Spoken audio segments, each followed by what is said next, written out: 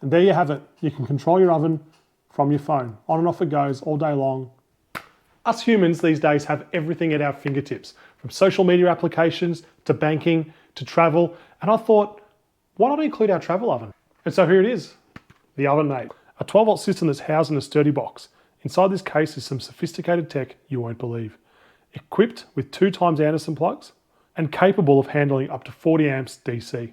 The 12-volt equipment that's housed inside this box is so sophisticated you won't believe your eyes. This magical device just goes in between your oven and its power source.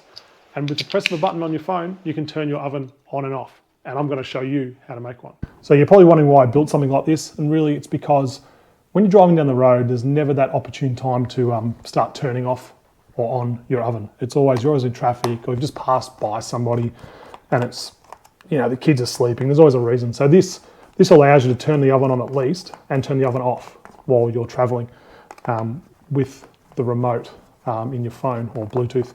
So the idea is that the Bluetooth app talks to a Bluetooth relay, and that relay can't take the load of this oven or any oven probably. And I've had to wire in a 12-volt relay that's switched from the Bluetooth relay to take the load, and then that relay jumpers off to the lead to the oven. When you're looking at downloading the apps, there's quite a few that try and make you pay or give you actual ads on them.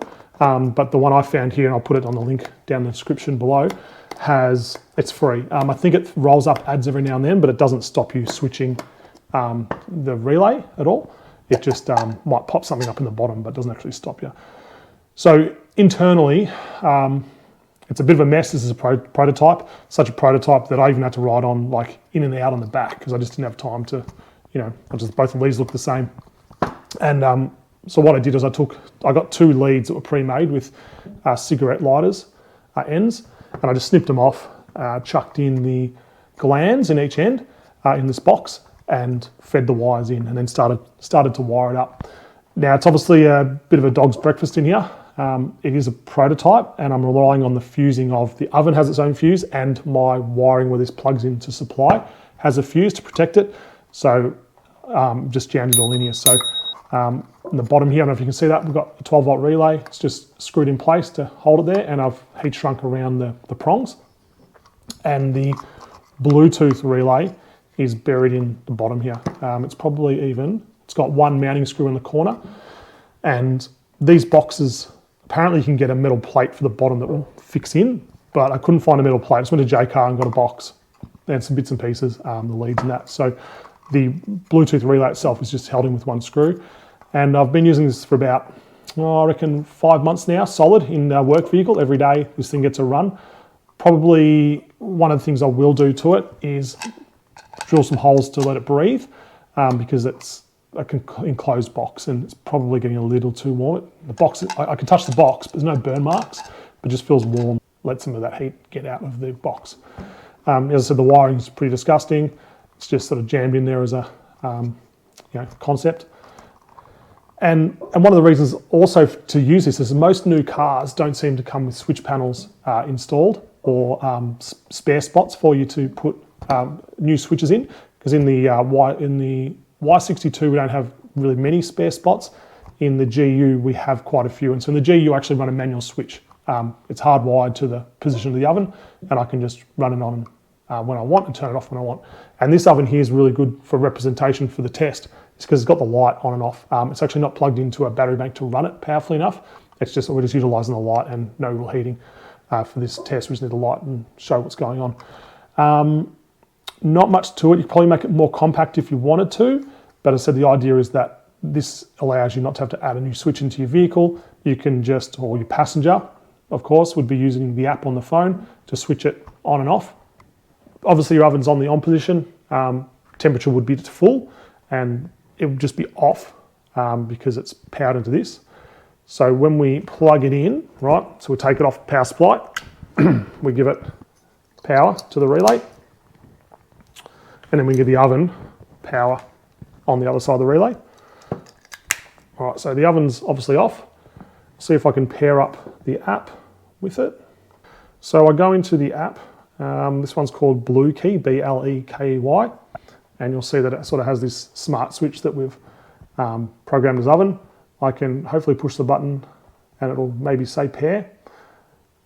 It's connected, and the top switch is the oven. So as we hit it, energizes, ovens come on. So it'll stay on for as long as you want it to until you run out of power in your battery or you're driving. And the real reason I like this is because I never get any good performance, like really good performance, out of just the battery itself. You can put voltage converters on, that kind of stuff. But I really find that just with the vehicle running, you get that top end temperature in these things. And when you're cooking something, you're not just trying to heat a pie up from room temperature generally, you're trying to take the cold out of the meat or whatever you're cooking and replace it with heat. So this thing is, especially with larger objects, it really needs that power just to drive it up. And you can cook while you drive. And I'll find that I'll be on the freeway and I'll be cooking away a couple of pies or something. There's nowhere to pull over, and maybe I don't want to pull over. And when I know it's reached its cook time, I can just turn it off with the app and the object stays in there, heating, staying warm and not cold by the time I get there, which is really handy. All up, it wasn't a very expensive 12 volt DIY job. It was probably a bit more expensive because I just went to like JCar and just grabbed a bunch of bits and pieces and wired it all together. Really happy with how it turned out. I would think that if I was doing it again, I'd probably try and make it a bit more compact. So I did grab a 2-channel relay. So it's got a second channel on the app, but I haven't found anything to use for that. I just figured, well, I've got to buy one as a spare channel in case I want to play around with something else. But yeah, so you get a single one if you wanted. It'd be a lot more compact. Your 12 volt relay would be a lot more compact. You could probably neaten up the wiring a bit. I've just used a few connectors and some inline terminal blocks.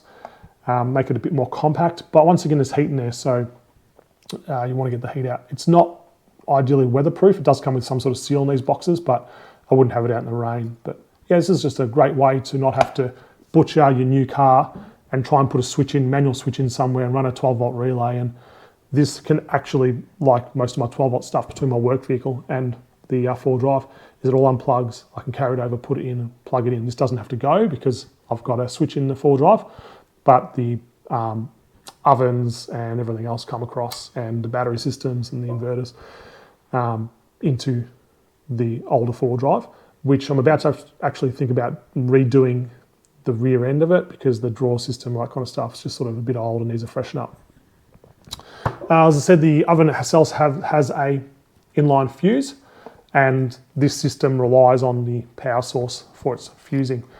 That's about it. So we've been running this for about 5 months. It was just a bit of fun to do for a 12 volt setup. And realistically, if you guys want to do it, I'll try and leave as many links and that down below on the parts I use. But really, it's just a 12 volt automotive relay. I just went a 40 amp, like I oversized the amperage because these things are constantly pulling probably like 15 amps. And I figured I'll just oversize the relay to really, and with the heat, to really give it a bit of longevity. And the relay. So if you're not familiar with like 12 volt relays and this Bluetooth relay, the idea is that it's just a switch, like a light switch, but the Bluetooth relay can't handle the load of this. So we want to do the load switching and hand it off to the automotive 12 volt 40 amp relay. So the switch, like your light switch, you'd turn that on, but it wouldn't turn the light straight on. It would turn another switch on, an automated switch. It would pull in for the load and then turn the light on. So you don't have to have like a big, heavy duty switch when you're turning it on. So in this case, the relay, if you can get a relay that switches 40 amps, perfect. But these things really only want a couple amps at best. And so the idea is that the phone connects to the Bluetooth relay. You just wire power into the Bluetooth relay. It's got diagrams. Then you go out across to your 12 volt relay, the automotive relay, and that signal will turn the 12 volt automotive relay on. It'll pull it in, and then there's another 2 pins that will bring power in and then power out to your oven. So the automotive relay is pulling in a set of heavy duty contacts in and staying in to let the main power from your battery go through. So that's why it's probably important to have fusing, because you're giving a pathway for the full load of your battery if you don't have any fusing. So you've just like dead shorted the actives through to this. So if we had damage to these, like this wire here, we are relying on the battery fusing to terminate the power. If we had damage to the oven wiring, we would expect that this fuse would trip, but it also might take out your protective device at the battery at the source. So perfect world, you might have your own little fuse in here, but once again, you're going to have all these additional fusing, which is really good. But it can get if your wiring is probably gauged to take 20 amps, then you probably don't need a 20 amp fuse every time you change a plug. You can probably have one at the source, knowing that whole circuit's protected at the start. So that's it, guys. I'm not sure what type of ovens you use, but you do need to use one that has a manual on, and you can manually set the temperature to whatever you want. You can't use ones that have a timer. So if you set the timer and they run down and then they hit 0, the whole thing turns off. So you can't get your relay to pull in a load if it's not there, because the timer has de-energized the oven. So you need an oven that has a manual on and off. I'm just trying to pair up the Bluetooth again, and it's just so you can see it switching. So that's still switching on and off. It's been on for a while. So yeah, if you have an oven that doesn't have a manual on, stay on feature. Now, I don't know why some ovens don't do it. I think they think that if you're not monitoring your oven for cooking, they probably shouldn't be on, so you don't drain your battery, which is a fair call, because I've actually left this on. Like, I've had it on. Maybe the Bluetooth didn't sync 100% with the app when I went to turn it off. And sometimes I try and listen to this audible click on and off. I don't know if you can hear that. When I turn it off, so I know it's off, and I can see that the oven, actually I don't use this oven in the other vehicle, so I can't reference the light. I just see that the cooking light's gone off. So I've had it stay on for a bit longer than normal, but the battery needed discharge and we weren't camping, which was actually just the work vehicle. So off we went. So I just want to know, is this something you guys would use? Is it kind of a bit silly? For me, it's just something to tinker around with. I enjoy making these kind of things. I'd like to know if you've got some improvements on this. I'd actually love to have a probe that came out to monitor the temperature, but that was going to take a bit of coding and that kind of stuff with a few bits and other pieces, which I didn't have the skill set for yet. But the idea was, like, the probe could be in there, and on the app you could set, I want it to be at 120 degrees, and the oven would actually cycle on and off at that temperature. Whereas at the moment, you're just like giving it full temperature and hoping that it's not going to overcook your food. But as I said, really, these things don't seem to drive up to those high temperatures and stay there for a massively long period of time. To defeat that at the moment, I just put a meat probe in there with a Bluetooth, and I can see it on the phone as to exactly what the temperature is in the oven. And you could also have some meat probes in your meat if you're cooking that, so you can sort of see when it's ready to cook. Anyway, that's from me. As I said, check out the description below for any bits and pieces I have on this. I'll try and put it all there, have a read, and we'll see you next time.